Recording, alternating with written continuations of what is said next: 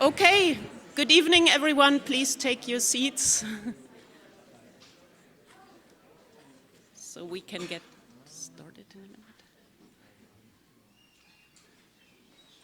All right. Good evening and welcome to Histories of the Digital Now. I'm Christiane Paul, Adjunct Curator of Digital Art at the Whitney Museum and Director and Chief Curator of the Sheila C. Johnson Design Center at the New School and also Professor in the School of Media Studies here at the New School. The panel tonight is co-organized by the Whitney Museum and the New School, so this is one of the rare occasions where my double life folds into one. I first of all want to thank all of the people who helped organizing this event, Megan Hoyer and Isabel Dow from the Whitney Museum, as well as Janelle McKenzie, Laurice Morgan-Eady, and Alexandra Scheinert from the School of Media Studies. Our panel discussion tonight takes place in conjunction with the exhibition Programmed Rules, Codes, and Choreographies in Art 1965 to 2018 at the Whitney Museum. I know some of you have, in fact, many of you have seen the show, but if you haven't, it is still open until April 14th, so please go and see it. And before I jump into an overview of the evening and introduction, I also want to thank everyone involved in making Programmed a reality, among them all of the artists in the exhibition, some of whom are here tonight, also in the audience. My co-curators, Carol Mancusi-Ungaro, the Associate Director of Conservation and Research at the Whitney, and Clémence White, both of whom are here tonight. I also want to thank the Whitney senior technician Richard Blows and conservators Christine Frohnert and Reinhard Beck, who were really instrumental in installing and bringing some of the works back to life. We're talking about histories here, and some of these works really had to be restored to get on the floor. And finally, I also want to thank the funders of the exhibition, Audi, the Alfred P. Sloan Foundation, the Carl and Marilyn Thoma Foundation, the Korea Foundation, and the Hakuta family. So thanks to all of them for making this show possible. The evening tonight will begin with brief presentations by the panelists, media historian and theorist Erkki Huhtamo, and three of the artists in the show, Tamiko Thiel, Jonah Brucker-Cohen, and Katherine Moriwaki. I will introduce all of them in more detail a little bit later. And we will then have a discussion amongst each other, followed by a Q&A with you. So our panel tonight focuses on the histories of the digital world we live in.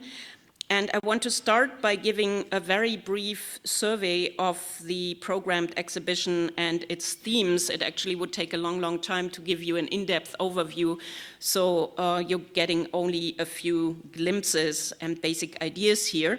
So the show focuses on art using rules and instructions in its creation, and it is divided into two sections. Right now you are looking at a view across the floor of the section Rule, Instruction, Algorithm, in which we really focused on building connections between programmed art and conceptual art, and ideas as the machine that makes the art, as Slowboat would call it. On the other side of the floor, you are entering through the wall of video monitors, which is Namjoon Paik's Fin de Siècle, the second section of the show, which is signal sequence resolution. And this work is also instruction and rule-based, but focuses more on the resequencing of images and signals. So back to the first section of the show, in which you would encounter works such as a wall drawing by Sol LeWitt, the fourth wall from wall drawing 289 to be precise. So as you probably know, LeWitt's work is really based on written instructions and then gets implemented in a museum. It doesn't exist as this wall, but has to be drawn each time. And we're juxtaposing that with Casey Rhea's software structures. Casey was one of the artists who pointed out in his work the strong connections between conceptual art and software art, which is always by nature based on instructions. And if you haven't seen the show, we're not projecting a still image of Casey's work, but you would see this work in action and the software running, building that connection. On that floor, you might also encounter works such as Mika Tajima's coded representation of data centers. So she starts by taking photographs and making sound recordings of data centers. You are not allowed to publish these photographs. So she transforms something like New York University Central Data Center into a Jacquard punch card, and the sound recordings taken on site into a digital spectrogram image, which you see here as this yellow, orange, red form that she colors. And then she also creates that spectrogram image, or these spectrogram images, since she takes photos and recordings at various sites, into a Jacquard weaving. Before Mika's work was hanging on that wall, you would have encountered Raphael Rosendaal's abstract browsing. We actually have to rotate some of these works. And you might easily recognize this as the Google interface. And it is, in fact, a translation of screenshots that Raphael takes through his abstract browsing series. So each and every one of you can download a Chrome extension and install it in your browser, and that will replace everything that is seen on the web page into these colorful rectangles and shapes. And Raphael here is very much interested in how the machine designs and sees. And just to show you what this page originally looked like, this is what it was. So both Raphael and Mica, in doing these Jacquard weavings, actually point to a very important moment in the history of computing, which is the Jacquard weaving loom, which was created by Jacquard in 1804. And you see an image of an original one on the top right here. So weaving as a generative form in order to create patterns actually started with the punched cards that would also be used in early computing. So the history of computing and weaving is deeply intertwined. And just to juxtapose what a more recent version of that massive punched card looks like, you also see this image from Norway. Generative art is actually very important to the history of digital art. Generative art meaning art that starts with an instruction that sets a process into motion that ultimately executes a work of art. And we have a whole section in the exhibition that explores that generative art. Another example seen here would be Ian Cheng's Baby Feed Icaria, which is a simulation of 3 chatbots, artificial intelligences, commercial ones actually, talking to each other. And the conversation between them animates the debris that you see floating on the screen. And it really oscillates between a very organic form and the kind of machinic that is typical of conversations with Siri or other bots.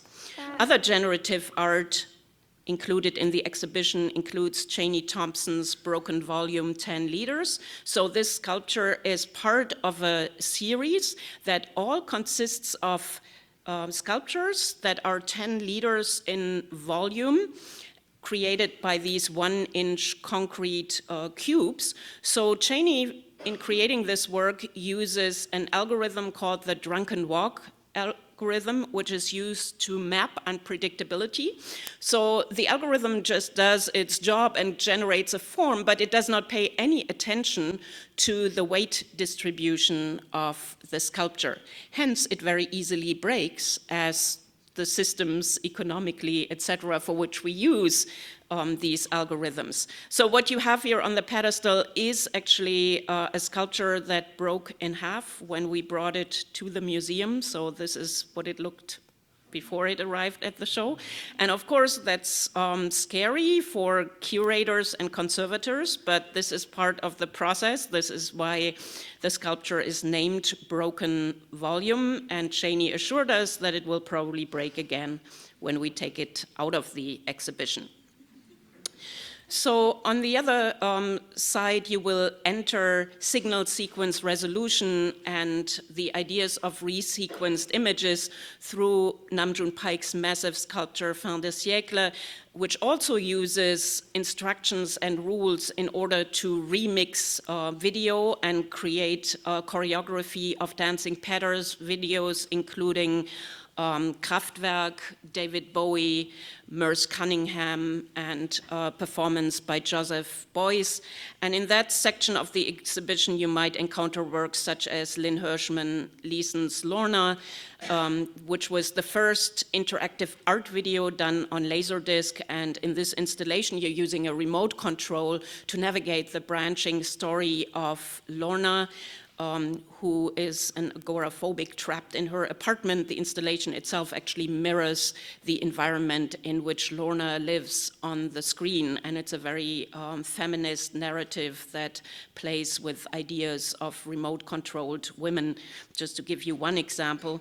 Also, in that section of the exhibition, you will encounter a grouping called Encoded Realities, which is more politically and socially oriented, and Jonah Brucker-Cohen and Katherine Moriwaki's work is also part of that.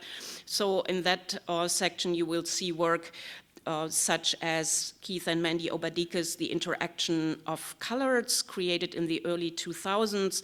And what Keith and Mandy did here is create satirically a fake company that sells you a color check system for your skin color, very much pointing to the fact that the web from its start never was a neutral space that didn't pay attention to race or ethnicity, but always had that data deeply inscribed into e-commerce. So all of the works in Programmed resonate with the world that is becoming increasingly encoded.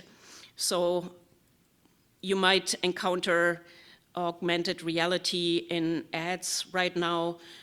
You're getting used to being constantly surveyed on the street for security purposes. Images are getting projected onto your contact lenses. Our mail is being delivered by drones. We're sitting in self-driving cars. And the elderly are kept active and engaged through devices such as LEQ, which might be a very dystopian world, but one we definitely also need to pay attention to. So in the following, we want to broaden the conversation by exploring the evolution of virtual and algorithmic practices and the role that art can play in our increasingly coded world. Our first presenter will be Erkki Huhtamo. Erkki is a professor at the University of California, Los Angeles, in the Department of Design, Media Arts, and Film, Television, and Digital Media. He is an internationally renowned media historian and theorist, and a specialist in the history of aesthetics of media art, and also one of the founders of an emerging approach to media studies known as media archaeology, which I know many of the students here will be familiar with. Among Erkki's books are Media Archaeology, Approaches, Applications, and Implications, and Illusions in Motion, Media Archaeology of the Moving Panorama and Related Spectacles, published by the MIT Press in 2013. Erkki has curated numerous exhibitions in Europe, the United States, and Australia, among them the major international exhibition Alien Intelligence for Kiasma, the Kiasma Museum of Contemporary Art in Helsinki, Finland, which took place in 2000, and also retrospectives of the work of Toshio Iwai, Perry Hoberman, Paul de Marinis, and Bernie Lubell. In 2000, Finland's Museum of Cultures presented Phantasmagoria, Time Traveling in the Moving Image, an exhibition which featured Erkki's extensive collection of antique magic lanterns, peep show boxes, animation devices, and other media archaeological artifacts. I've seen part of that collection, and it is truly impressive. So parts of it have since been shown at UCLA's libraries and also the UCLA Hammer Museum of Art. So please welcome Erkki Huhtamo.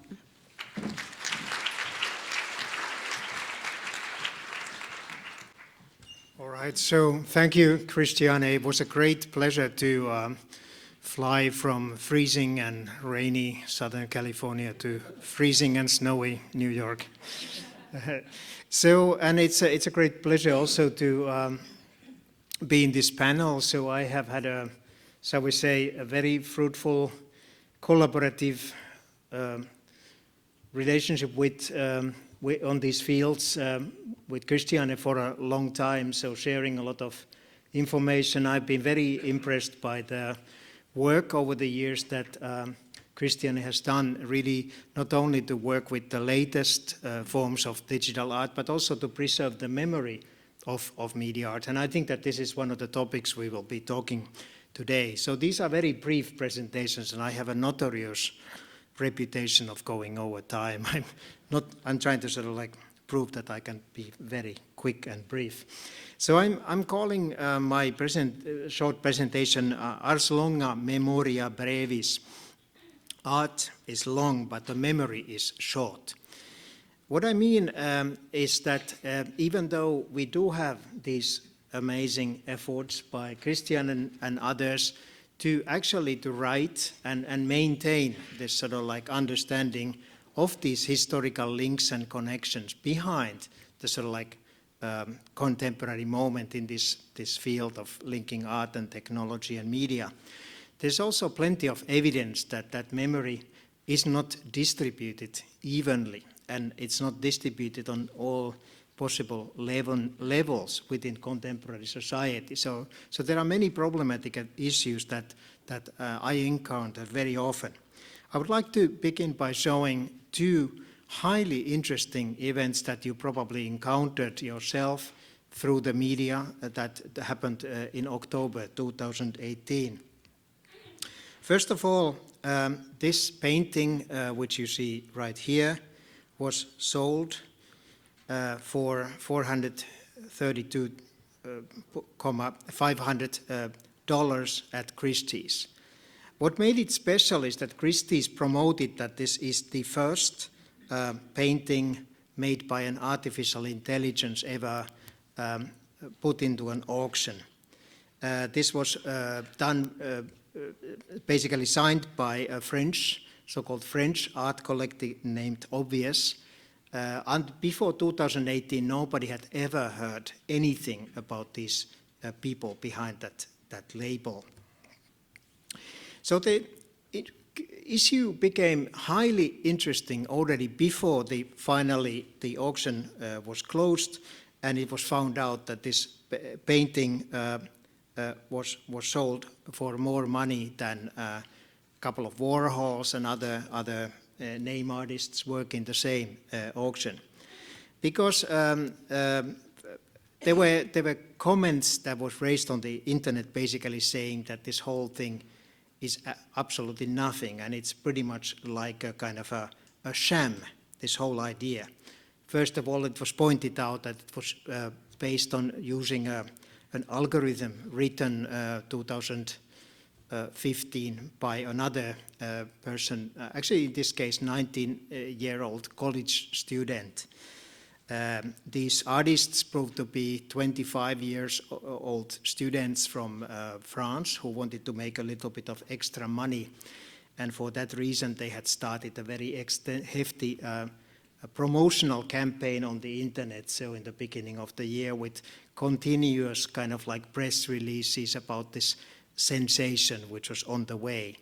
And so in the summer, Christie's contacted these people asking for this piece to be, if that would be available for their fall auction. So there are very many curious and problematic issues, I think, in this case. And for me, one of the problematic and interesting things here is not the debate about the potential quality or lack of quality behind this work, but the fact that in this whole publicity surrounding this case, there were no mentions to numerous earlier artists using generative processes who had done highly regarded work. One of these people obviously would be Harold Cohen, who for over 30 years created complex painting artificial intelligence. Harold Cohen did not do it as a sort of like college student or a university student. He did it as an already established visual artist who had represented the UK at the Venice Biennale at the British Pavilion in the 1960s. After that, he got interested in exploring possibilities of creating artificial intelligence that would paint in ways like he might have painted himself, as a kind of a mirror, but not a truthful mirror, and a mirror with a certain amount of sort of like independence. So nowhere was Harold Cohen's name or the names of several other people already done work mentioned. The other case actually happened not at the Christie's but at the Sotheby's, and this was a case that you surely have heard about, which was the auction of a piece by Banksy, the former street artist, which was part of a series of graphical works, The Girl with the Balloon. And so when the auction was finished, right away the print started actually magically rolling down, revealing that a shredder had been built into the frame. So the work actually started going down into these strips of paper. Funny videos were posted online about that action. But perhaps the funniest thing was that the process did not go through all the way. So it started hanging like you see right there. And of course that became a huge inspiration in the internet meme space for all kinds of variations. And of course your university students take the best out of that, especially if they are frustrated with their grades. But anyway, what we see happening here was equally problematic, I think, in the sense that once again there were hardly any references to histories behind these ideas. The other problematic issue is the debate whether Banksy actually had programmed this hidden mechanism to go only through halfway, which actually would raise significantly the value of this the artwork, making it a kind of a unique. You can imagine that if it had been going through all the way to the floor in those countless stripes, the reaction and the discussion might have been different. So Banksy tried to say that in tests it had functioned perfectly and the whole thing had been destroyed, but I wouldn't take Banksy's words for face value. So we do have something that is highly interesting and important and which was completely hidden behind everything. So we think about Gustav Metzger and the destruction in art movement in the 1960s, his famous acid painting actions where the artwork is destroyed while it is being created. Or, of course, Jean Tinguely's famous homage to New York, which was a self-destructing device that destroyed itself in the courtyard of the MoMA here in New York in 1960. So we have a long tradition, and this tradition has been partly documented in books like Gamboni's The Destruction of Art, or the catalog from the Hirshhorn Museum in Washington, Damage Control. So we think about here very important issues, and I think that the one question that these things raise is, okay, the history has been sort of like in a way pushed down or sort of like pushed between the lines, but does it matter? Who cares? Is that history important? Is it important to know that there were these many works done before these highly publicized actions took place? Now we can also say that ars longa but memoria occulta revelandum est. So there is a hidden memory that is worth revealing, and I can I'm coming up to the end of my time, so I can just show you a couple of two cases how I look at these things from a media archaeological point of view. First of all, we have media art works that seem to be pointing rather explicitly to the kind of layered histories that lie behind these things. And the interesting thing is that these histories are not limited to the world of art. So art is not a field of island for these artists. Art is an element of a much more complex structure, both in history and space. And I think that the wonderful example would be, for example, the work of the New York-based artist Ken Finegold. For example, his piece Sinking Feeling, which is another piece linked with AI, so artificial intelligence. But basically, it is a head that has conversations with you. It is programmed in a very specific way to sort of like project a kind of a shall we say, crazy personality, which of course caused problems for Ken when a collector was interested in buying one of these pieces and then found out that it did not function exactly like Apple's Siri. So if Siri is there and that is the standard for buying an artwork, I think it's a moment we might lose hope.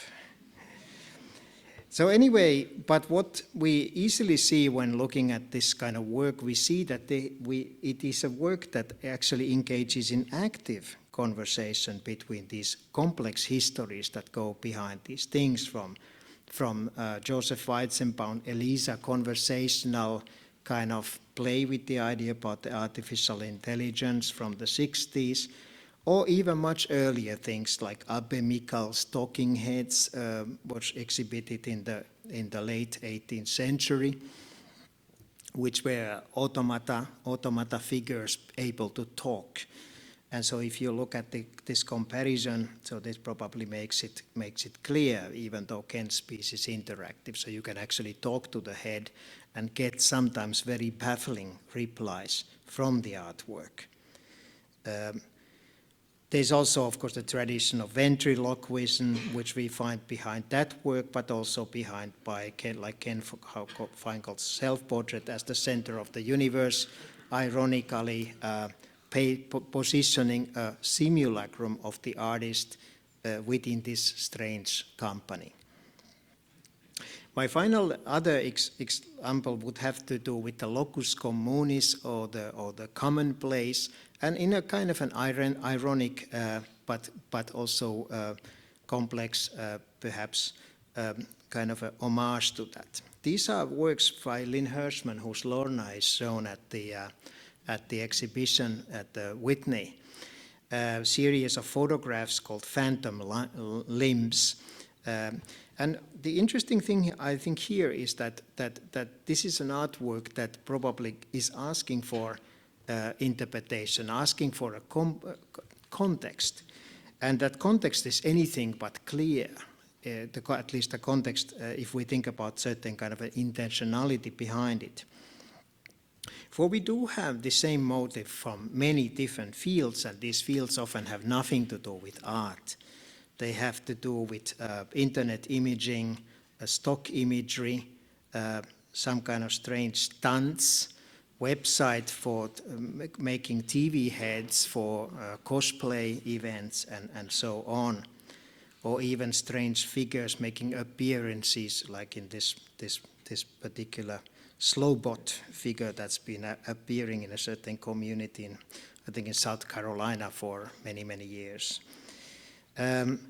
Or we can, of course, go to leak over to the advertising world, like you see right here. Or we can go to lithographic trade cards way back. Or we can get to something like this, which I've been analyzing in my research. This is a cartoon from Punch, 1862, which I've been linking with the cyborg discourse, because it shows a certain kind of a caricature of the figure of the photographer, a new figure of the culture of the time. So the roaming photographer is shown as a kind of a new kind of hybrid creature, obviously referring to Darwin's the famous book that had been published a little earlier. But basically what we see here is a motive that is traveling in culture. It is a motive that combines new technology with the figure of the organic body of the human. So the question we have to ask is that when we look at pieces like Lynn Hirschman's Phantom Limbs, in what sense and in what levels is that piece potentially related to this much longer history? These are the idea about topos that my work is much dealing with, so my media archaeological work. There are countless variations of these topos traditions, including this one here, which shows what can happen to that photographer. And then if you look at the early VR, the early 90s, so you see what can happen for a stupid person wearing a head-mounted display. Or what the French media artist Pierrick Sorand did in his piece Sans Titre, where basically you have a system that shows you a simulated kick in your buttocks. So you actually see that when you peep inside, you see that somebody is seemingly sneaking behind you and just about to kick you, but it's a ghost, there's nobody. So some of these things I hope can give a kind of elements for a context that I think that this kind of work between trying to combine art, media, and technology is asking for. But what is it worth? I think that maybe we can find out in the discussion. Thank you very much.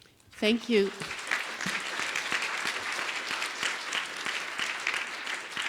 Thanks so much, Erkki. So next up is Tamiko Thiel. You can make your way over.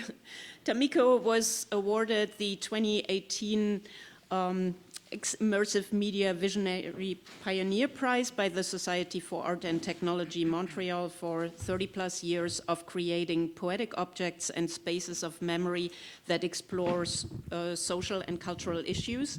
She was lead product designer for the connection machine CM1, CM2 artificial intelligence supercomputer, which in 1989 was the fastest on Earth and now is in the design collection of MoMA. From 1994 to 1997, she was producer and creative director of the interactive virtual play space Starbright World in collaboration with Steven Spielberg.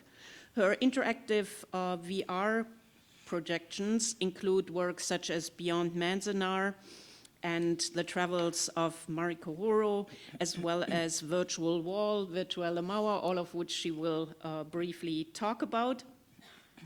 In 2017, she was Google VR Tilt Brush Artist in Residence, creating her award-winning VR artwork, Land of Cloud. Tamiko is a founding member of the augmented reality AR group Manifest AR, which organized an augmented reality intervention at MoMA here in New York in 2010, and she's the curator and organizer of the Manifest AR intervention at the 2011 Venice Biennial.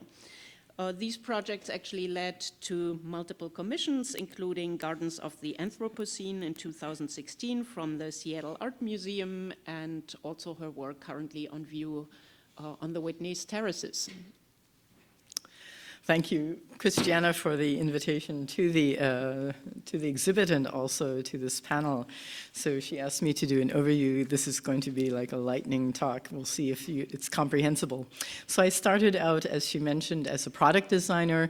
I was lead designer on Danny Hillis's connection machine CM1, CM2, the first commercial massively parallel supercomputer designed for artificial intelligence.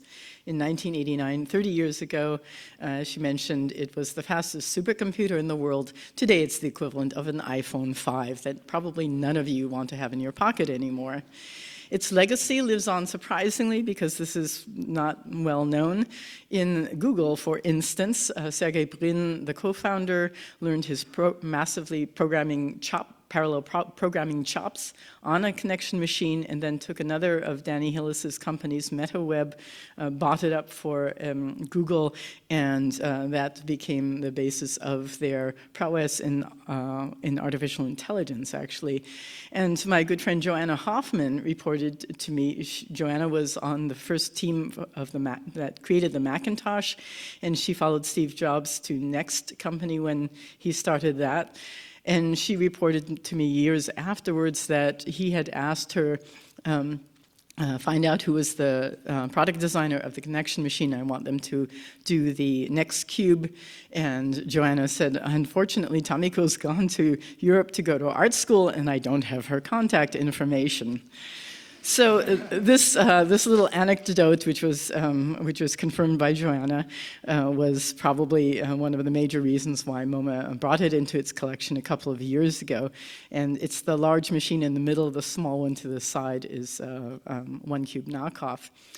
So after doing art school in Munich, I ended up in the mid-90s in San Francisco at a time when not only the web was coming up, but also the technology to do interactive 3D computer graphics for the first time on PCs instead of on the $100,000 workstations you would have needed a year before. And so I was creative director and producer in collaboration with Steven Spielberg of Starbright World, the first online 3D multi-user play space for children. It was for hospital children. We had 5 children's hospitals hooked up nationwide, and the monitors would be in the playroom. They would come out of their hospital beds, play together, and go off and look for E.T., who was, of course, Steven Spielberg's avatar. And the doctors told us from the beginning, in those days, the problem of VR nausea was much worse, and the kids already were nauseous from their medications. They were already connected to machines, so they said, no, we'll just keep it on monitor. And I took this to heart when I started making my own artworks with this technology and said, no, I will stay away from VR headsets. After all, I want to have groups be able to view this simultaneously, families. So Beyond Mansonar was a simulation of parts of the Mansonar internment camp where Japanese Americans were interned in World War II, and we put on a parallel layer with Azaro Hushmand of the similar attempts to intern Iranian Americans in the hostage crisis. And in this piece, you're walking through the internment camp with apparent freedom to go anywhere and do whatever you want to, but of course there's a very strict rule-based structure behind it that says when you enter a barracks, the door shuts, you're trapped inside, you have to find another way out. There are paradise gardens that you can wander into, but if you go in too far, then they dissolve and they drop you back in the prison camp. All of this driven by a very simple joystick that can be used by anyone, including veterans who might use similar joysticks to steer their wheelchairs. Travels of Mariko Horo has a very different sort of content. I'm colliding the cosmologies of Christian art and of Buddhist cosmology together to create a world that's strange to both cultures. And again, you're propelling yourself through these various worlds, several heavens, several hells. But for instance, in the Last Judgment scene on your right, if you go to the right hand of the 8-armed Christ, then you will rise to heaven. If you go to the left hand of God, you will fall into burning hell, as tends to happen in a lot of religions. So the last large piece that I did with this technology, Virtuelle Mauer, was on the Berlin Wall, a similar structure where you have the apparent freedom to wander around West Berlin in the 80s, look at all the graffiti, much of which we have authentic replications of. If you tried to do the same in East Germany and get too close to certain parts of the wall, then the Volkspolizei pop-up arrest you and interrogate you. And this piece I am now in the process of converting to run on the Oculus Rift, so it will be available to be shown both as the immersive projection I've been doing for over 10 years, but also on a stereo headset. And I must say, the first time that these Volkspolizei popped up, I screamed. So yes, now I do believe there is a difference between 2D and stereo. The first piece that I did with this sort of stereo VR technology was as a tilt brush artist in residence, using their 3D brushes to create this very gestural, sort of calligraphic garden, and then these fuzzy cloud people, each of them staring at their smartphones, and it's also a 3D spatial sound installation where if you're just standing in the middle, you hear these murmurings. You need to go and sit down next to a figure, put your head in their head, and then you'll hear that some of them are murmuring sort of a mantra in a male voice. Those are from Trump. Other ones, mantra in a female voice. Those are from Hillary. And this evolved just out of my state of shock after the 2016 elections and trying to make some sense of it, although I don't think this piece makes much sense of it. So my art practice changed radically in October 2010. A friend of mine, Mark Swarek, dropped an email on me saying, hey, send me some 3D content. We're going to, I and Sander Wienhof and a bunch of friends are going to do a guerrilla intervention with geolocative augmented reality in MoMA. And I sent this art critic face matrix, a matrix of screaming faces that seem to deny their validity as art. And there was a nice little flash mob where Will Pappenheimer and other people in this audience might have also been. Excuse me, I pressed the wrong button. And surprisingly enough, MoMA found out day before and tweeted it, which of course was the best thing we could have asked for. So on the wave of that euphoria, then Mark and Sander and Will and I and a bunch of other people here formed the group Manifest.ar. And as Christiane mentioned, I said, well, you know, the only way we can top an intervention at MoMA is by doing it at the Venice Biennial. Who wants to come along? And the MoMA intervention and this intervention really helped cement our place in the art history. Christiane very kindly put this image of my Shades of Absence in her book Digital Art. It just shows artists whose works of public art were censored, so their erased silhouettes are standing in this pavilion, sort of trapped in this pavilion of terms of censorship.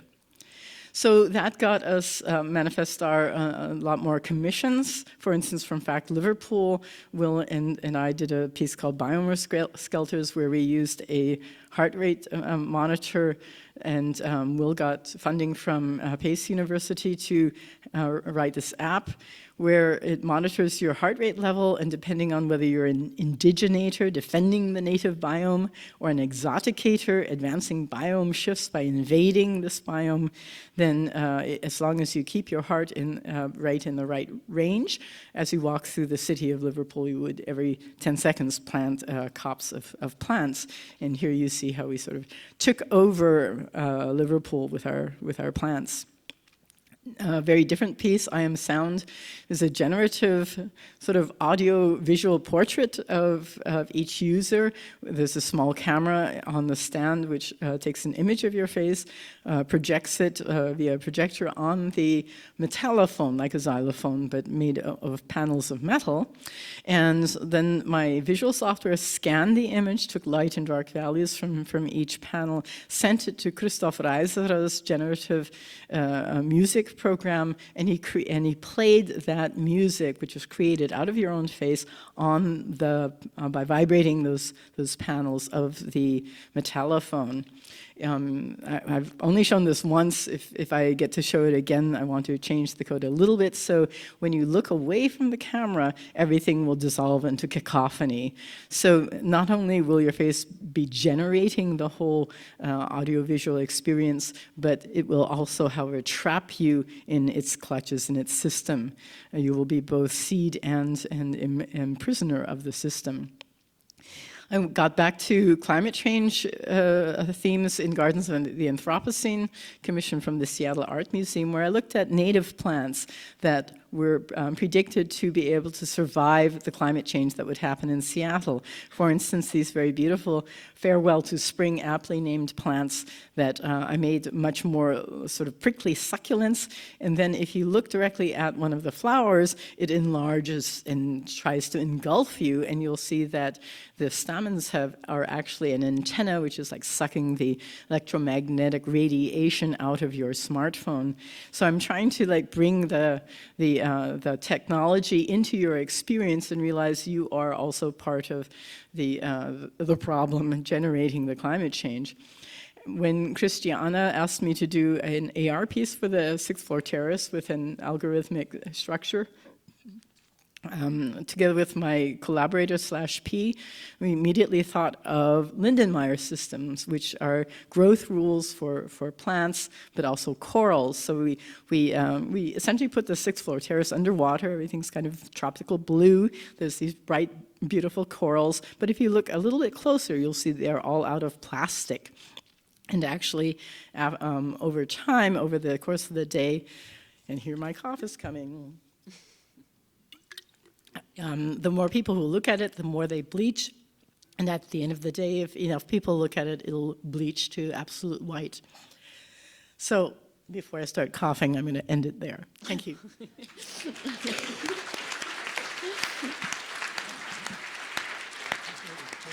Thanks so much, Tamiko, just in time. So next up are Jonah Brucker-Cohen and Katherine Moriwaki. Jonah is an award-winning artist, researcher, and writer, and assistant professor of digital media and network culture in the Department of Journalism and Media Studies at Lehman College, CUNY. He received his PhD in the disruptive design team of the Electronic and Electrical Engineering Department of Trinity College in Dublin. His work focuses on the theme of deconstructing networks and includes over 100 creative projects that critically challenge and subvert accepted perceptions of network interaction. His projects have been exhibited at venues such as SF MoMA, MoMA here in New York, the ICA London, Palais du Tokyo, Tate Modern, and of course the Whitney. Katherine Moriwaki is an assistant professor of media design in the School of Art, Media and Technology here at the New School. Katherine's work spans disciplines and communities of practice, and she has led workshops on interaction design and the creative reuse of electronic objects called Scrapyard Challenges in 14 countries across 5 continents. Her work has appeared in numerous festivals and conferences, including Numero 2 at Centre Pompidou, Future Sonic, SIGGRAPH, Transmediale, Ars Electronica, Wired Next Fest, and many others. She was a 2004 recipient of the Areneum Prize from the Spanish Ministry for Science and Technology and Fundación Arco. Please welcome Jonah and Katherine. Okay. Thanks, Christiane. Yeah, thank you for having us. Thanks for having us. So, let's see. We were commissioned by Artport in 2011 to produce a work of net art. America's Got No Talent is the project we ended up creating. It was released in 2012 and was later acquired with all of Artport for inclusion into the Whitney's permanent collection. We were delighted when we were informed that our work would be included and programmed, currently in view at the Whitney, and are very thankful to co-curators Christiane Paul and Carol Mancusi-Ongaro for their support. For this panel, we were asked to speak about AGNT, as we will colloquially sometimes call it, America's Got No Talent, a data visualization that uses Twitter, and to reflect a bit on the history of networked art and network culture. So to begin, we want to focus a little bit on our current mediascape and how it has been influenced by recent developments in technology. And I'll totally tweet about that, for real. Yeah. So here's a quote that's really interesting that kind of shows how Web 2.0 and reality TV connect. It's from a paper written by a bunch of different scholars from around the world and published originally in Taylor and Francis Media. It says, taken together, reality TV and Web 2.0 set the stage for a major shift in the way individuals perceive their role in the contemporary media environment. Rather than simply being targeted by media messages, they can see themselves as protagonists of mediated narratives who actively integrate themselves into a complex media ecosystem. So there's a very interesting combination happening between these two entities, and we wanted to see how we can manifest that in a different way. So we'll get into the project. So AGNT is a data visualization that ranks reality television shows based on their social media exposure. We were inspired by society's pervasive fixation on celebrity, notoriety, and merit, and the way in which the social media landscape creates these inversions which confuse viewer and participant, as well as establish pathways for creating value and achieving fame. We were also very interested in Twitter, Twitter being a platform that was rapidly ballooning in usage and creating channels for some very unexpected and surprising behavior to emerge. So, if you can imagine, this was, circa like 2010, 2011, all of the things that were going on with, say, for example, Arab Spring, and ways in which people were utilizing Twitter to connect to individuals as both a way to announce, but also create communication back channels. We were really fascinated by that. Yeah, this is a screenshot of just the landing page for the project, although not the interface for the project. So this is a screenshot of the actual project. So it lives on the web, and if you've seen it at the museum, you can play around with it a bit, and you can also go to the website and download it. The visualization takes the format of American flag. We wanted to use it kind of as a horizontal bar graph in a way. And so the stars at the top left represent tweets from Twitter users, and the stripes of the flag are assigned to the reality TV shows that are listed there, some of which have since been canceled since the project was released. But we wanted to kind of show, it takes a historical look. One example also from the top are the tweets from the top are actually we used a program, a software algorithm that data mines Twitter and searches for the terms America and the terms no talent, and we find tweets that have those words in them. And then we're kind of recycling them through the project, and then showing them show up, have them show up in that section as well. And so, yeah. Just another point is that each show's virtual presence grows in size based on the amount of attention it receives on social media, which happens daily. And users worldwide create this measurement meter. And so it ranks popular media on their social exposure rather than just if they're viable media sources or not.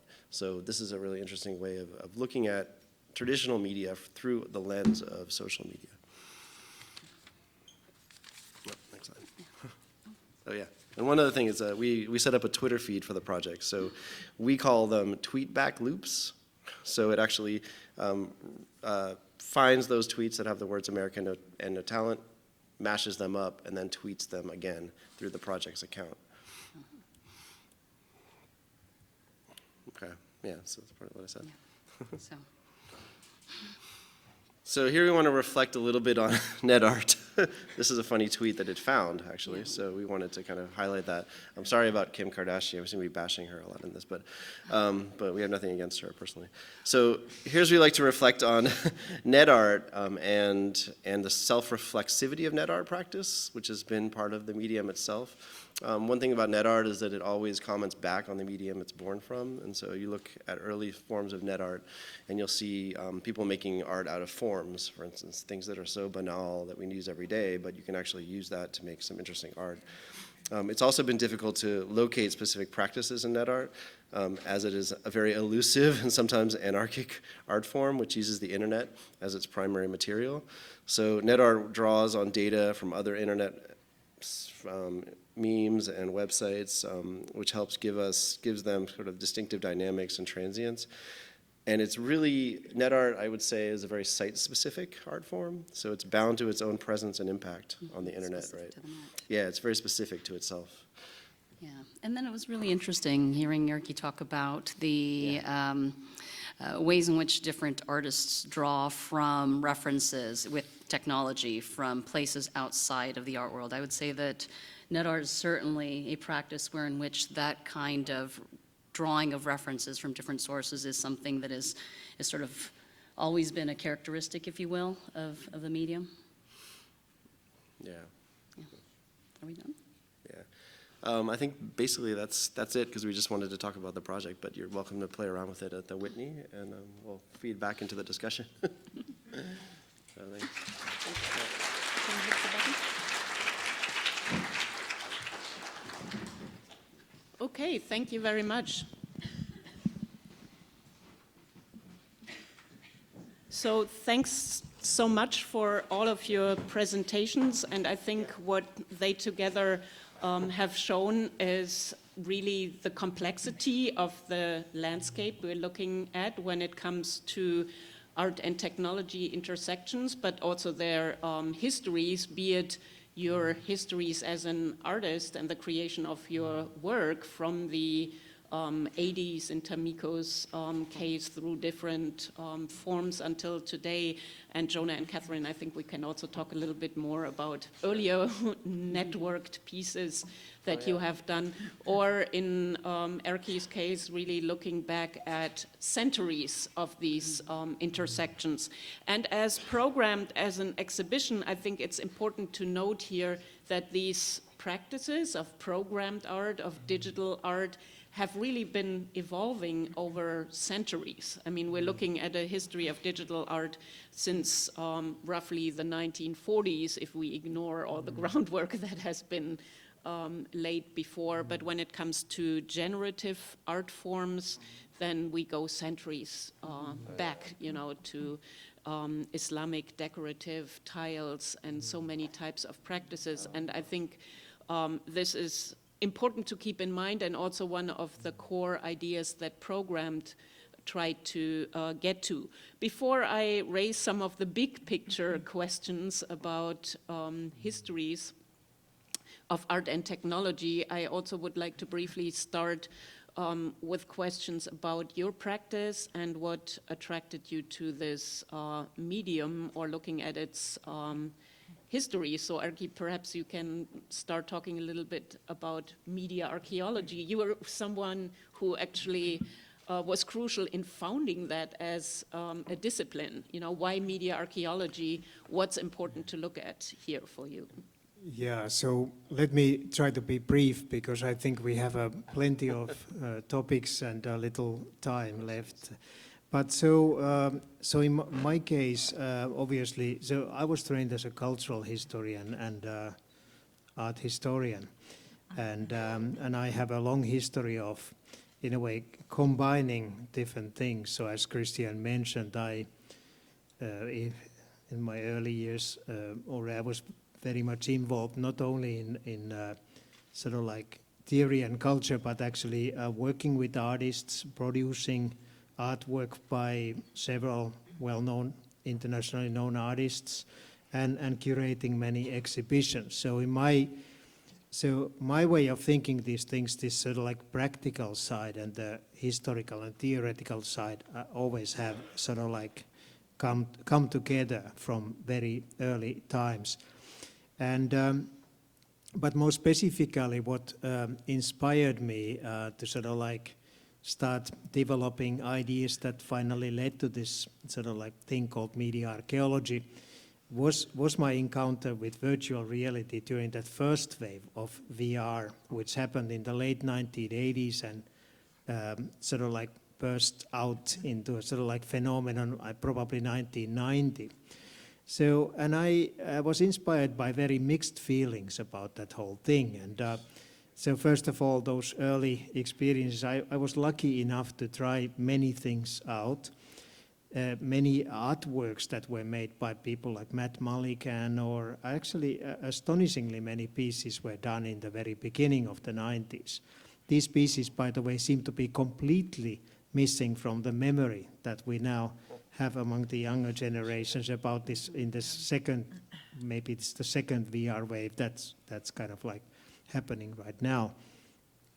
But I reacted strongly to this then kind of a discourse, utopian discourse developed around that phenomenon at that time, and so which basically seemed to be saying that we talk about like new ontologies of existence with virtual reality, something more than just an introduction of a new technological possibility is happening. So some kind of more radical qualitative change in our relationship to reality would have been happening. So that was one of the things that led me to do a lot of research over several hundreds of years on this idea about immersion. So this experience of wanting to immerse into something which is radically segregated or separated from our regular normal life worlds.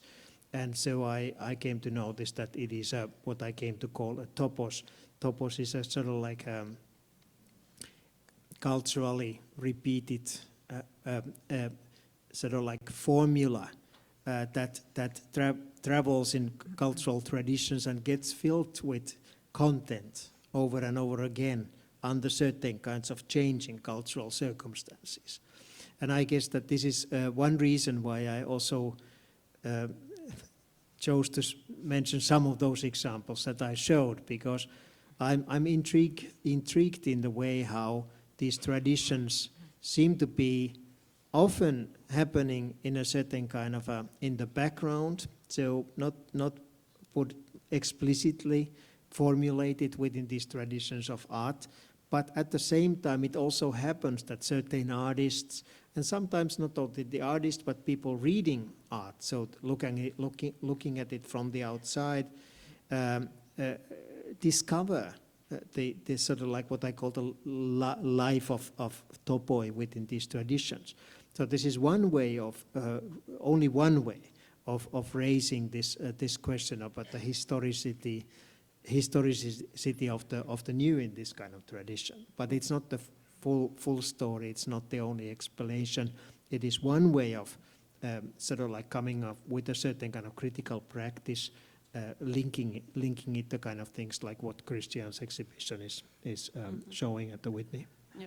And I think this idea of topoi is actually really important here, because digital technologies, as many other technologies, do not evolve in the straight trajectory. Yes. You have so many intersecting histories, you know, the history of the more conceptual generative, then the history of the apparatus of vision, you know, all of which come together, and and very often it also has been a history of failures, you know, the whole history of technological developments, things that reach a dead end and then sometimes decades later get rediscovered, which I think is important. Yeah, I think the history of failure is an extremely important issue, and sometimes more interesting than the successful things. Yeah. And this also obviously has to do with art, but it has to do also with things like Google Glass.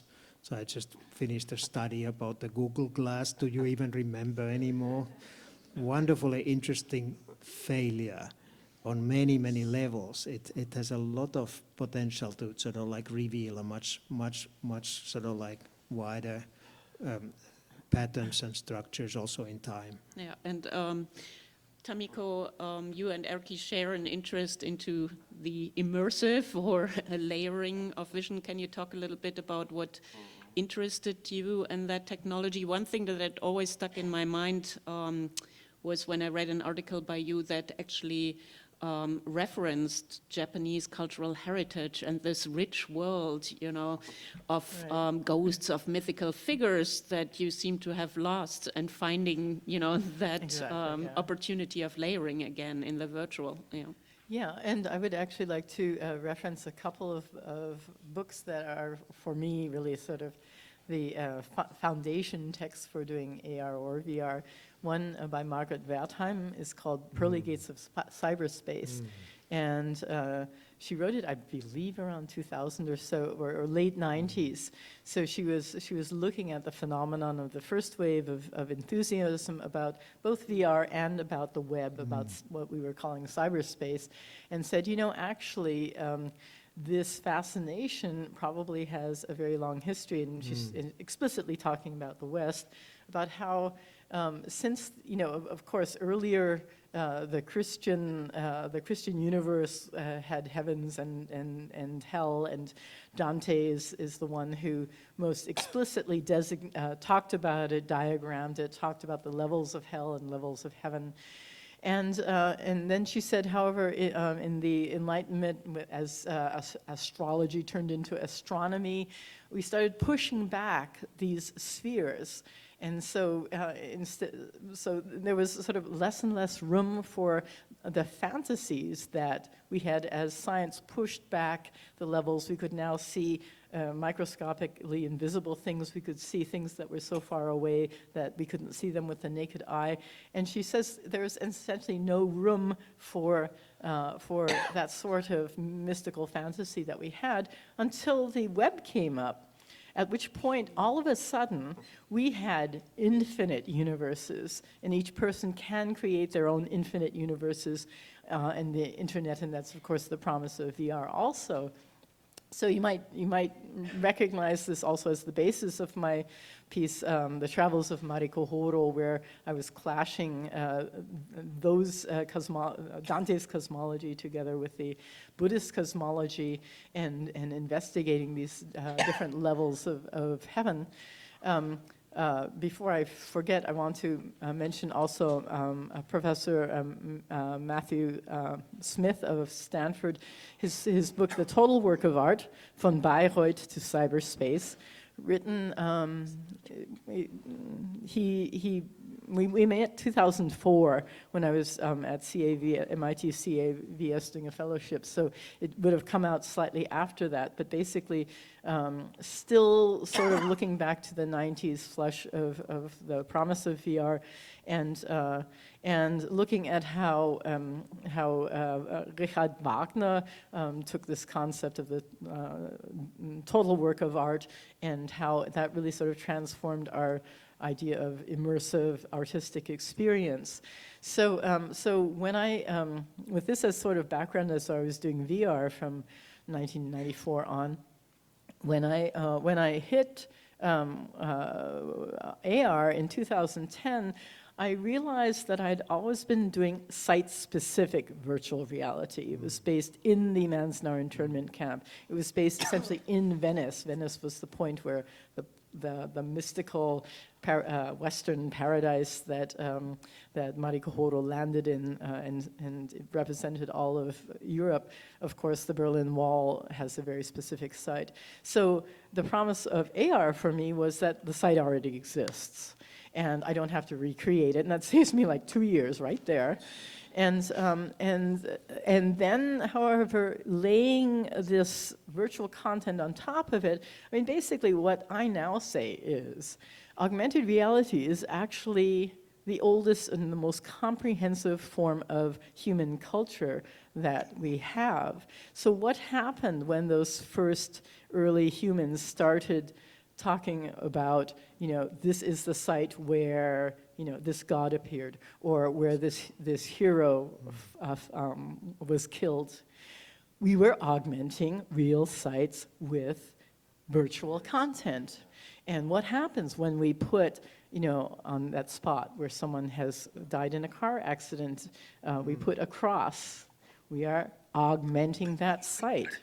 And so I say about augmented reality, it is the newest form of technology, but it addresses the oldest form of cultural production and imagination that you can think of for the human species. And this is how, for me, the very first article that I wrote about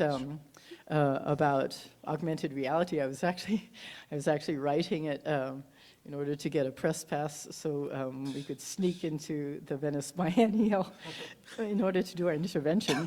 But I called it cyber animism because I put out these ideas of AR actually being, the oldest form of cultural augmentation with the newest form of technology that we've come up with. Yeah, I also want to briefly get to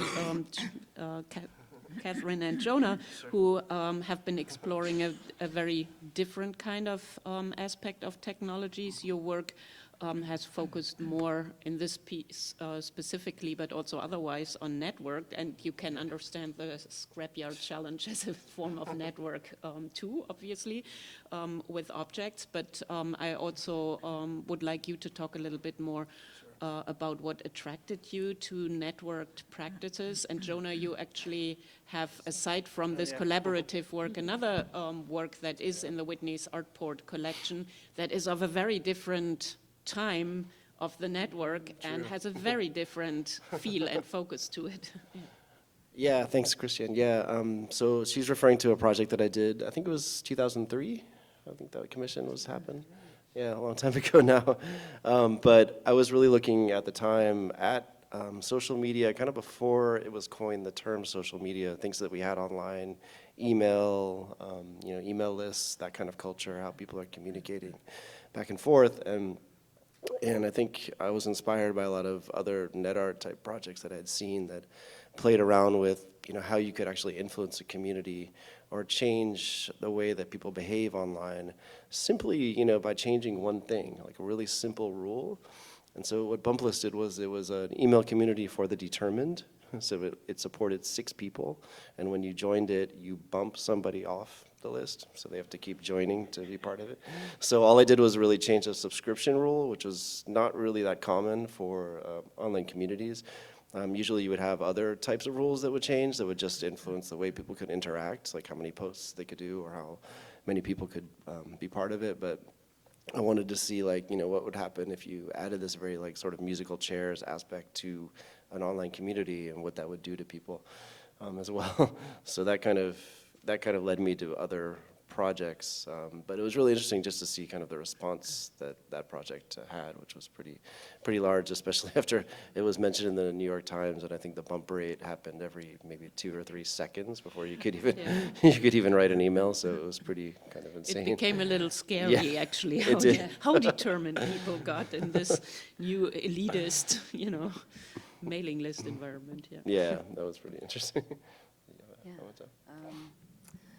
I don't know, I guess specifically with America's Got No Talent, one of the things that really fascinated me was, again, this notion of celebrity, fame, notoriety, and ultimately merit. Who's deserving? Who's deserving of attention and this sort of ability for anybody to comment on that, in terms of both widely known individuals as well as very sort of, individuals who are only known to a certain small group of people. And so if you kind of go through the various different tweets that the system uncovers, you'll see that there's this juxtaposition and, again, inversion between people who are very famous and people tweeting about the relative merits of those individuals, along with commentary about people's nieces or friends or frenemies and how little talent they actually have. So I think that actually is part of this element of online culture, network life, where people are, we've seen this with the rise of, YouTubers and social media influencers and individuals who have basically tracked to a certain degree of fame or notoriety through a lot of the alternate pathways that the activity online has provided. And that's something that's, very much fascinated me, that I've really been thinking a lot about. Inversions of relationships and how dramatically and sometimes asymmetrically they can play out in network spaces. Yeah, actually, just a thing to add on that. Our project, we did that in 2011, I think. But actually, looking at how people become famous online, it's almost now, if you have less talent, you get more famous. So it actually maybe fits a little bit, sort of the dumber things you do online, the more recognition you get, which is kind of interesting and also like a juxtaposition. A complete decoupling of context, if you will. Which we love. I also, before we open up to the audience, want to get to some more fundamental questions, which is, okay, we're talking about histories of the digital now. So provocatively, what do we need histories for? In the end, there are really exciting new technologies in ever new contexts. Why are we looking back centuries and at these practices? How do we balance the old and the new there always seem to be the two extreme poles of the spectrum where, oh yeah, we've all seen it before, you know, there's nothing new about it, it's centuries old, or this is the latest new technology that will save us and, you know, solve all of our problems. Why are we looking? Yeah, it's a question to all of you. I like to quote another book, and Lev Manovich's Language of New Media, which for me was a real eye-opener, because for me, at least, that was the first book that didn't say new media is so new that we've never even thought about it before, but drew a timeline, drew a legacy, drew a continuation with the interests of old media, as is your exhibition. And I took a lady through your exhibition who started out by saying, I don't know anything about new media, and then she immediately started saying, oh yes, Slowboat, of course, he does this generative stuff. You know, so I was going like, oh my God, this is like the perfect bridge for people. This exhibit is the perfect bridge for people who don't know new media but have the capacity to make those jumps. And so you know, especially seeing VR go through this, the first phase in the 90s, and then now 2015, people saying, it's never been done before, it's never been thought of before. It's like, sorry, that's expletive deleted. But especially looking at Margaret Wertheim's book on cyberspace, I think it helps us to see these legacies, to understand why we are so interested in it. That, you know, that it speaks to specific things in our human nature that have been there for time immemorial, but perhaps allows us to address that in a somewhat different way, or, you know, some desire for a more complete way, as in the concept of the total work of art. So I'm actually asking that question over and over again, Christiane's question. Teaching courses in the history of media arts regularly for my students at the UCLA, for students who normally do not have a clue, don't know any of the names that I mentioned. So, and I even feel that there's sort of like general knowledge is getting thinner and thinner. I may be wrong. Perhaps it's just that their knowledge is oriented to somewhere else. You know, like some young people may know little about the history of art, but they know a lot about the different types of Pokemon that they've been collecting with the Pokemon Go and that kind of thing. So I'm not sure that it is so that this cultural knowledge itself kind of like diminishes, but certainly I do not see much sort of like background often for really putting these things in a broader case. But then there's this question, why does it matter to sort of like, when you see an exhibition, why does it matter to be able to draw connections between not only artworks, but between artworks and various types of cultural phenomena that may or may not have influenced those pieces? I think it's somehow obvious that there are very many obvious simple answers, obviously, that I believe that the cultural richness still matters. So the idea that I come from a different world, I'm old enough to be educated in a kind of a form of humanities culture that much of it has collapsed. That's what I feel. What I got at the university doesn't exist on the same level of discussion anymore, at least not where I'm teaching right now, where I'm trying to hit my head against the wall very often. But there are also issues which have to do with the sort of like hijacking of our visual culture by commercial interests, and the idea about some pastiche takes over from the historical referentiality.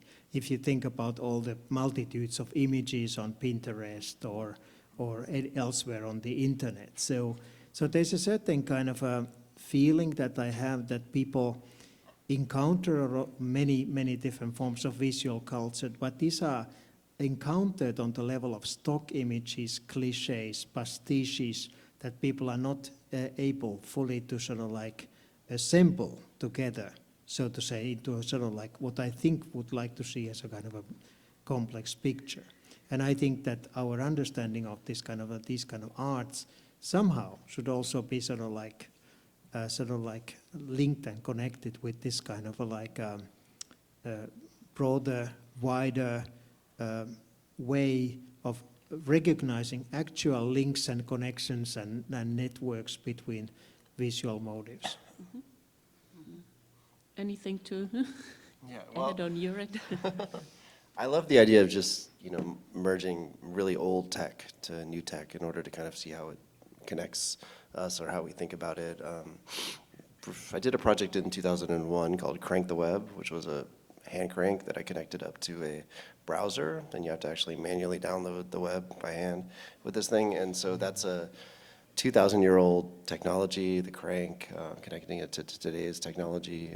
So you only really learn things when you go back, maybe not 2,000 years, but pretty far back, to kind of see where we are today. And I think, we're starting to see that a lot with, existing art, but also up-and-coming art, where I saw a good example. I don't know if it would be considered an art project, but it was a typewriter called the typewriter, of course.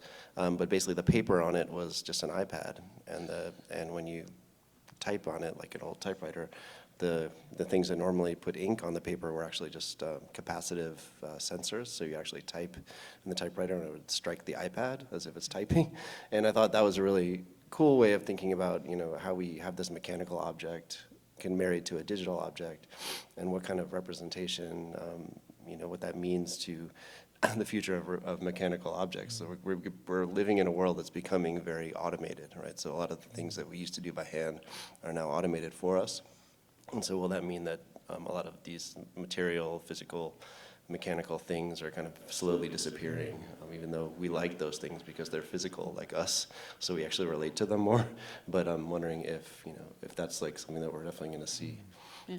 So maybe just Yeah. I think that, so I'm just kind of thinking about this whole issue that it's kind of like would sort of like make sense that with this multitude of moving images and still images and whatever, that people would develop highly specialized skills of reading those, looking behind them and connecting them.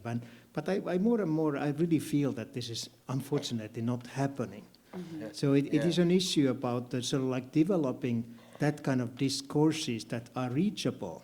And these discourses should reach also various types of generations of people.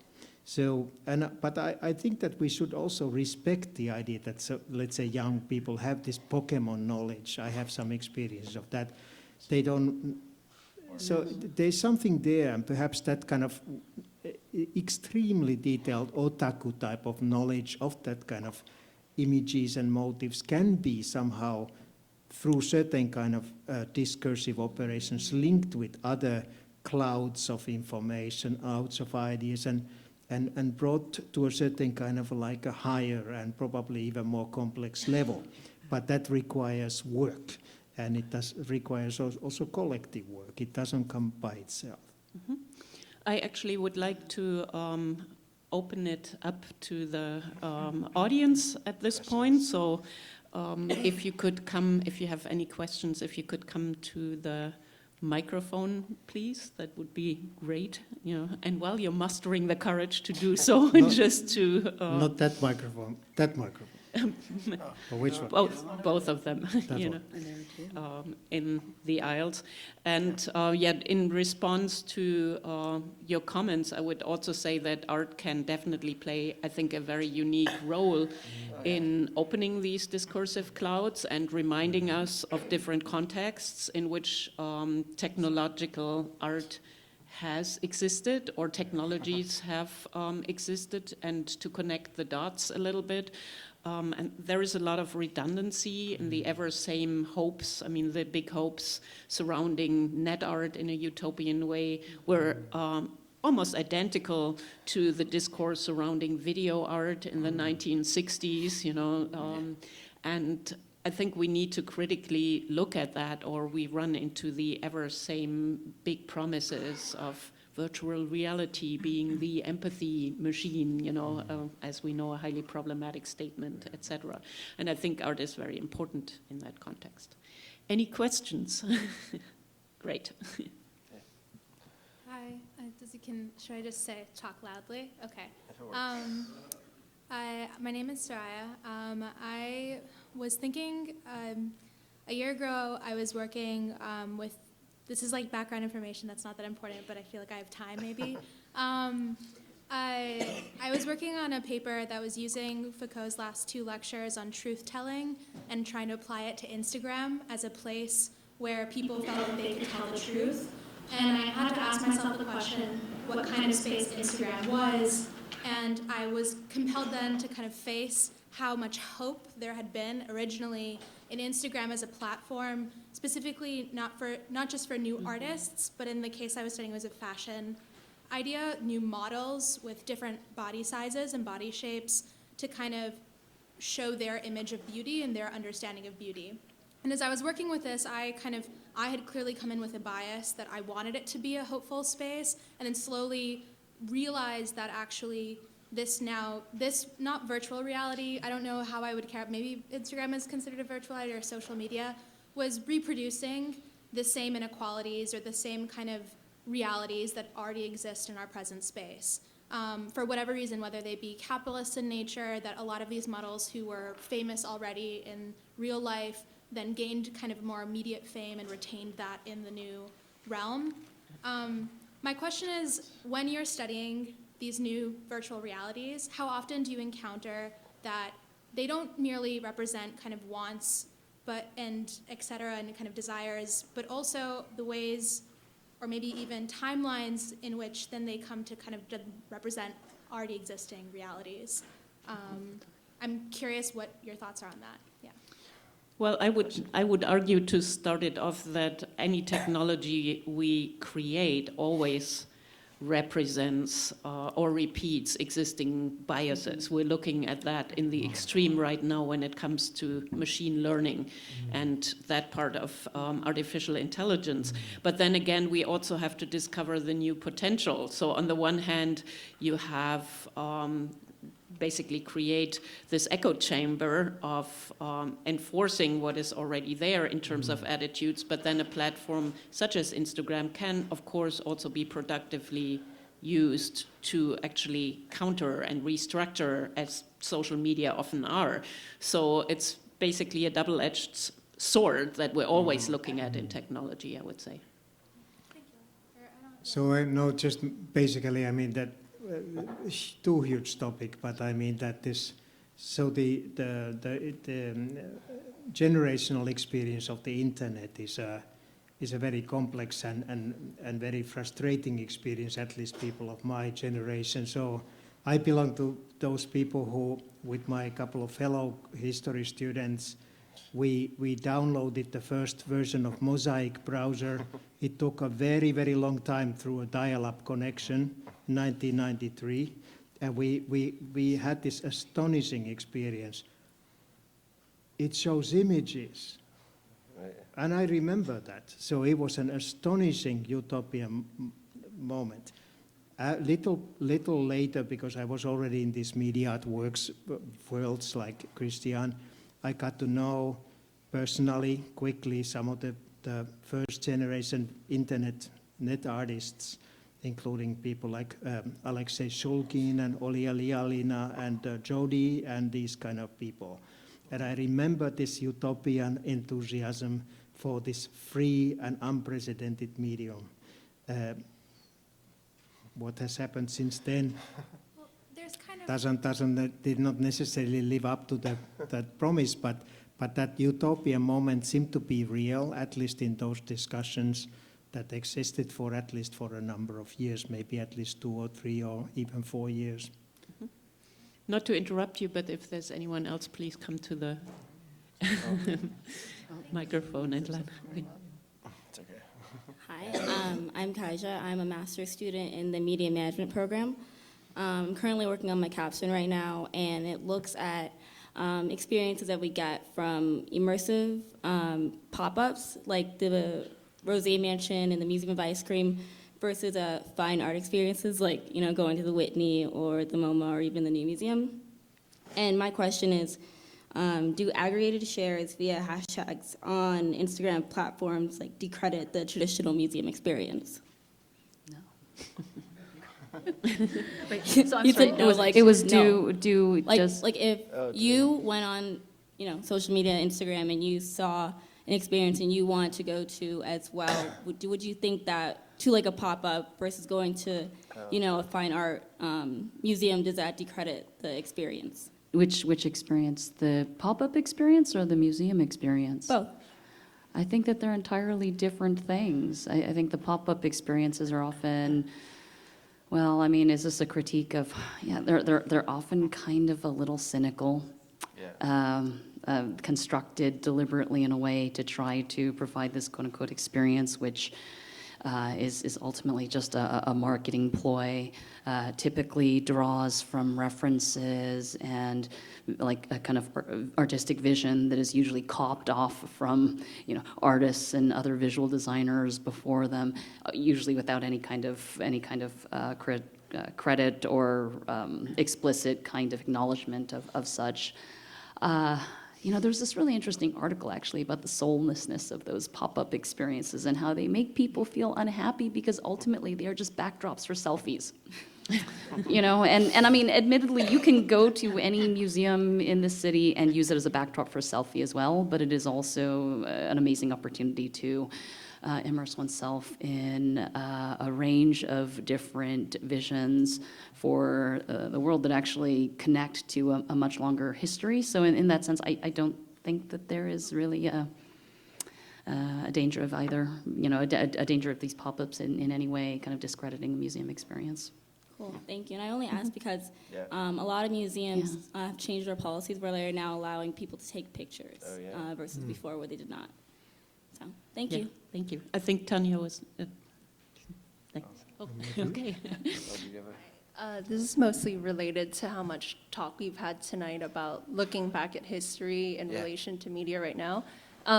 So it's been really useful with those historical references. You're looking at things that probably exist in physical archives or have actual historians handling them. History can be talked about more easily in a linear fashion because these things are handled by people who also categorize them.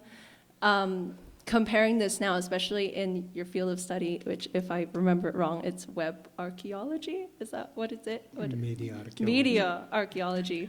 Then in the digital space where time is moving faster and everything's moving in this incredibly rhizomatic fashion, do you kind of think that talking about, especially if the exhibition's called Histories of the Digital Now, that in just a decade or in 2 decades, that talking about these developments in sort of a typical linear fashion is going to implode on itself? Like, what do you see also from a pedagogical point of view, you talking about your media archaeology?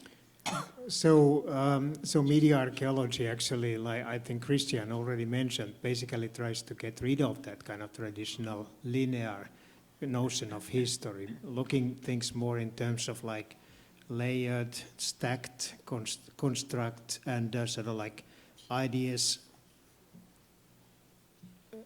sort of like being linked and connected in sort of like very different kinds of ways, and sort of like in terms of also disappearances and appearances, that kind of things.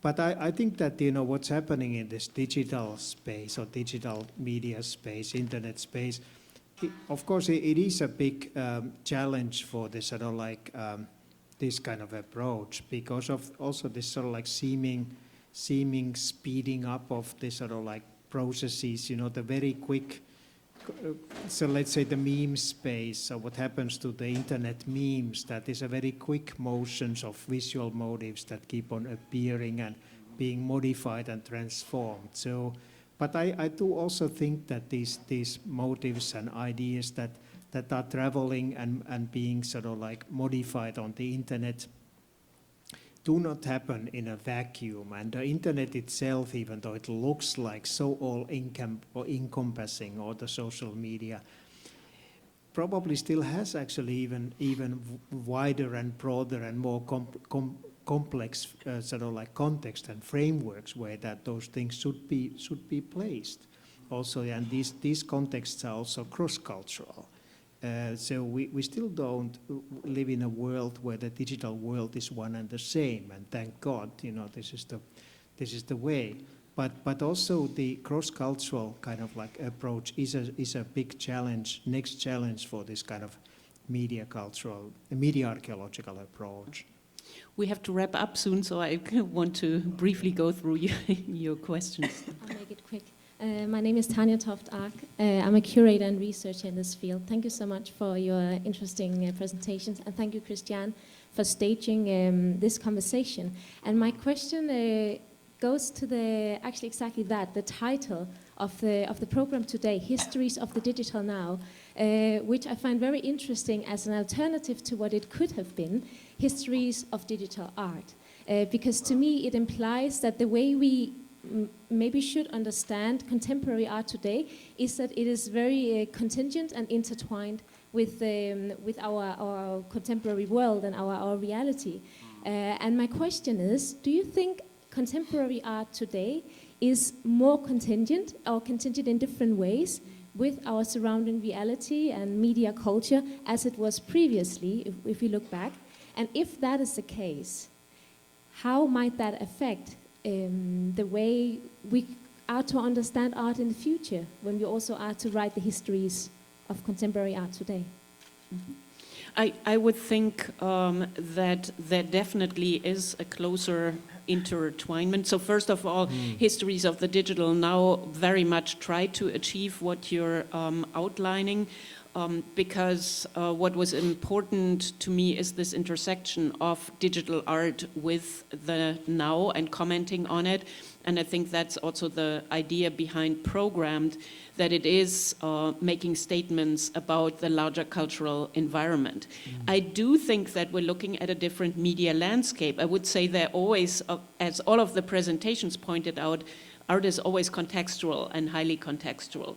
But the media landscape has been changing a lot, and I think that's why there is more of an interconnection, as Jonah and Katherine have pointed out in their specific piece. That is situated in a media landscape where the audience becomes a protagonist in a very different way. And I think that is a change of the environment and also something that art comments on. Very, very briefly, I think we always should be very careful about this certain kind of ideology of the autonomy of the art, so which is a kind of a topos for me. It's an idea that keeps on popping up and disappearing. We can find it from the sort of like a late 19th century moment, and even earlier we can find it in literature like Gustave Flaubert, and Flaubert was very much a contextualist, even though he pretended to be a certain kind of la boulard person. So it is a topos that has to be contextualized, and normally I don't think it. I think it is only exists in such a sense as a model of discourse. That's just my point. I'm a contextualist. Final question. My name's Adam. I make websites. It's true. The art relating to AI in particular that sticks with me and the people that I know the most is the humorous.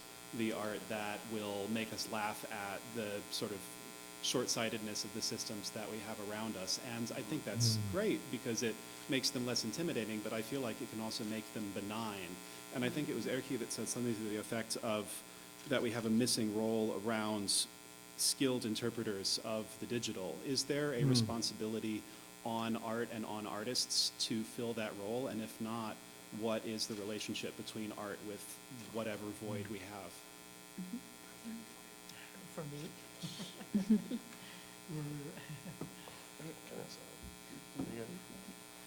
Do you want to go otherwise? I think it's definitely one of the important roles that art has. First of all, I would not want to instrumentalize artists in any way. Here is your role that you have to fulfill. But I think naturally there is an engagement on that level. that is important and where art really can play one of the most important roles. I do not think that all art related to AI, for example, is humorous. There have been also very dark pieces, and you're really looking at an array thereof. But I would say, yes, absolutely, art can play an important role in that respect. And also what you're seeing is, I don't know if you can hear me, but people that are putting videos online, we're seeing a lot of that now, and basically those people might not consider themselves artists, but then when you look at what they're creating, and from an art perspective, you could say that would be art. Like one example on AI is there's a video, most people might have seen it, but it has an iPhone talking to an Alexa, talking to a Google Home, and they're all kind of in a repeat loop, right? And they're talking to each other continuously. To me, like that is almost like a very fine art, has fine art characteristics about it because it's all commenting on itself. But the person who made it definitely would not consider themselves an artist. And so, how do you actually show, those pieces together with what would be considered fine art, and how do you recontextualize it? And we're just seeing a lot more of that as the medium becomes cheaper and easier to produce and broadcast as well. I would say maybe that I think that a very important quality, it's not a mission or task of art, is the sort of like kind of a quality of going against the grain,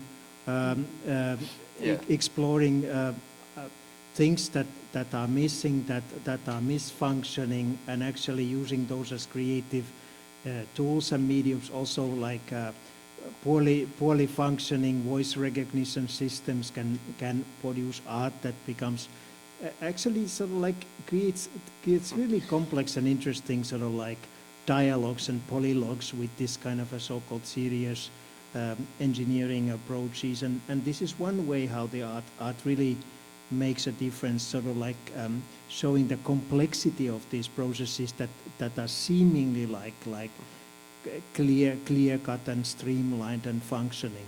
That is a very it's one aspect, but it is very important. And I know from talking with the AI researchers that I know and have known for a long time that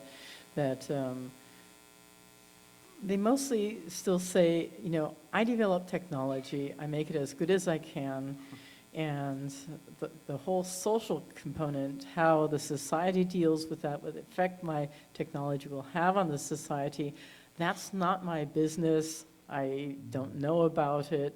And someone else is going to have to do that.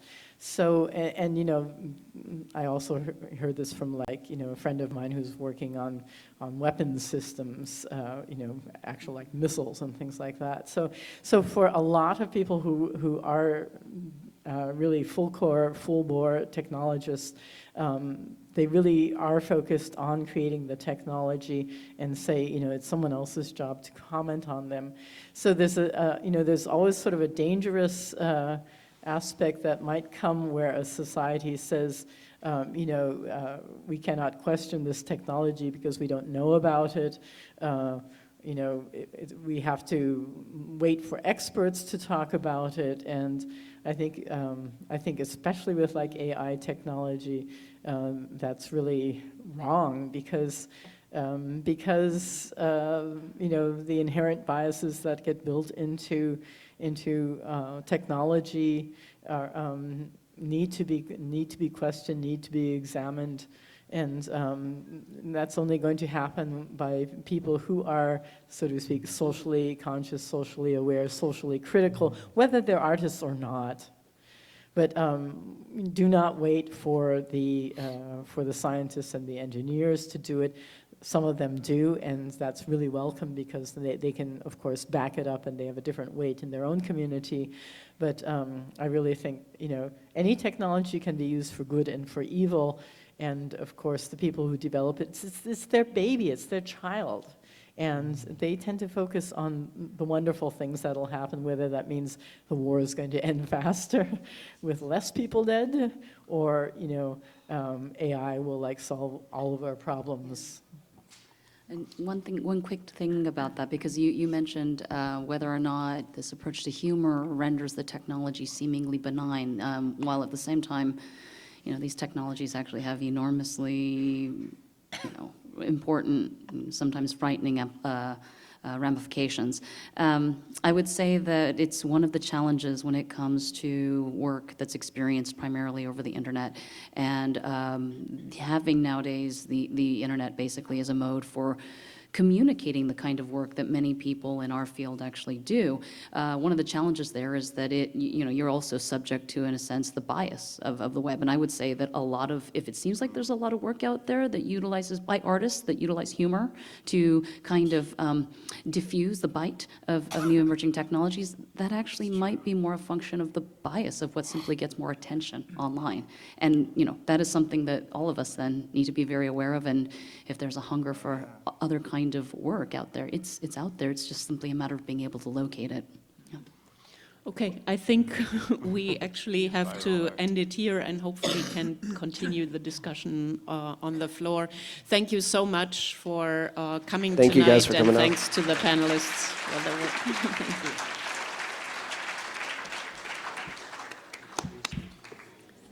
Switch this. Good point. Yeah, but